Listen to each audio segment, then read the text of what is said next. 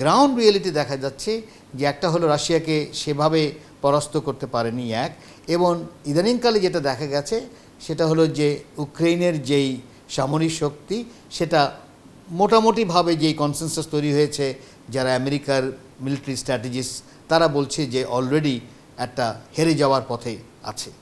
So যেই জায়গায় চিন্তা করেছিল সেটা নেই এবং প্রচুর হতাহত হয়েছে। এখন যেটা সমস্যা হয়ে গেছে, অস্ত্র সে আনতে পারে কিন্তু অস্ত্র ব্যবহার করার মতন যেই সামর্থ্য বা যেই লোকবল দরকার সেটার একটা ঘাটতি তৈরি হয়ে গেছে। তো আমেরিকান স্ট্র্যাটেজিস্টরাই বলছে যে বলা চলে যে ইউক্রেনে আর জেতার কোনো সম্ভাবনা নেই। এখন এইভাবে যদি আমি যুদ্ধটা চালিয়ে যেতে পারি তাহলে ওই যে মিলিটারি ইন্ডাস্ট্রিয়াল কমপ্লেক্স সে তার লাভটা করে যাবে যতদিন আর একটা যুদ্ধ কোথাও না আসে।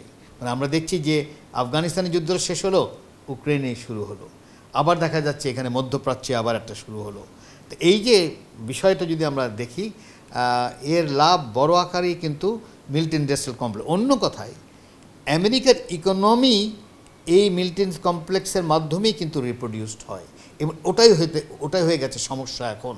কারণ হচ্ছে এই টাকাটা কিন্তু আমেরিকান জনগণই পাচ্ছে, এমনকি বিশ্ববিদ্যালয়ে পাচ্ছে, যেই কারণে বিশ্ববিদ্যালয়ের ছাত্ররা এখন জেগে উঠেছে যে এই যে তোমরা টাকাটা দিচ্ছ, এই টাকাটা দিয়ে তুমি অস্ত্র পাঠাচ্ছ ইসরায়েলে, সেই ইসরায়েল জেনোসাইড করছে, ওই সাথে আমি জড়িত হতে চাচ্ছি না। এখন স্বাভাবিক প্রশ্ন আসবে, এই আইভি লীগরা কেন জড়িত হয়েছে? এই হার্ভার্ড, ইয়েল, এরা তো সবাই বিশাল একটা আইভি লীগ যেটাকে বলা হয় বিখ্যাত ইউনিভার্সিটি, এরা সবাই কিন্তু ওই মিলিটারি ইন্ডাস্ট্রিয়াল কমপ্লেক্স থেকেই টাকাটা নিচ্ছিল, টাকাটা পাচ্ছে। তাদের যে রিসার্চ হয় সেখানে কিভাবে, কারণ একটা অস্ত্র বানাতে তো একটা রিসার্চের ব্যাপার আছে, এই গবেষণাটা কে করবে? এই বিশ্ববিদ্যালয়গুলো এই গবেষণা করতো একটা জিনিস, আর এই বিশ্ববিদ্যালয়গুলো আবার এখন ইনভেস্ট করছে ইসরায়েলে।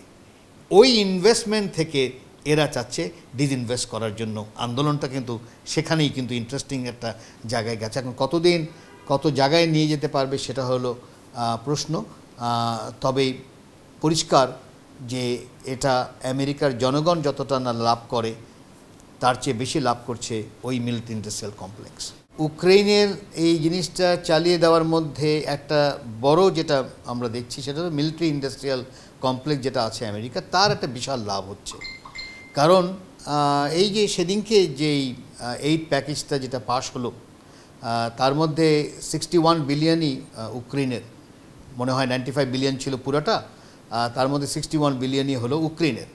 কিন্তু এই টাকাটা বা এই ডলারটা কিন্তু ইউক্রেন পাচ্ছে না, এই 61 বিলিয়ন আমেরিকার কোম্পানিগুলো পাবে, কিন্তু পয়সাটা দিবে আবার ইউক্রেন হ্যাঁ ভবিষ্যতে জন্য এক সময়। এবং অনেক গবেষণা এখন দেখা গেছে যে এইভাবে লোন দিয়ে বা এই সামরিক অস্ত্র দিয়ে অলরেডি ইউক্রেনের 30% অফ ল্যান্ড কিন্তু আমেরিকার দখলে চলে আসছে, বা আমেরিকার যে প্রাইভেট ক্যাপিটালসদের মধ্যে চলে আসছে তাদের হাতে, বিভিন্ন যে কোম্পানি আছে। তো এইটা হবে ভবিষ্যতে অলমোস্ট একটা ইনভেস্টমেন্ট হলো। এখন যেই সরকারই আসুক না কেন ভবিষ্যতে, যদি সে না দেয় তাহলে ওই স্যাংশন কন্টিনিউ করবে, আর যদি দেয় তার কিন্তু এই বছরের পর বছর তাকে দিতে হবে। এই মিলিটারি হার্ডওয়্যার যেটা দিচ্ছে এগুলো কোনোগুলো ফ্রি না। কিন্তু আমি একটা উদাহরণ দিলে হয়তো বোঝা যাবে। দ্বিতীয় মহাযুদ্ধে আমেরিকা যেই মিলিটারি হার্ডওয়্যার ব্রিটেনকে দিয়েছিল সেইটা শোধ হয়েছে এই প্যান্ডেমিকের সময়, এত বছর লেগেছে, প্রতিটি হিসাবে এই উইথ ইন্টারেস্ট কিন্তু ফেরত দিতে হয়েছে। তো অন্য কথায় এই 61 বিলিয়ন ডলার ইউক্রেনের জনগণ দিতে হবে, এবং যদি ইউক্রেন জনগণ না দিতে পারে তাহলে তার যেই জমি আছে ইত্যাদি সেটা তার আওতায় চলে আসে, এবং সেখানকার যদি গ্রেন প্রোডাকশন হয় সেই গ্রেন প্রোডাকশনের উপরে আমেরিকার একটা সে থাকবে ইত্যাদি। এভাবেই কিন্তু পুরো জিনিসটা চলে। এই কোনো ডলার, এই 95 বিলিয়ন ডলার তাইওয়ানও পাবে না, এটা প্যালেস্তাইনের কেউ, ইসরায়েলও পায় না, এটা কিন্তু সব হলো আমেরিকার কোম্পানিগুলো পায়।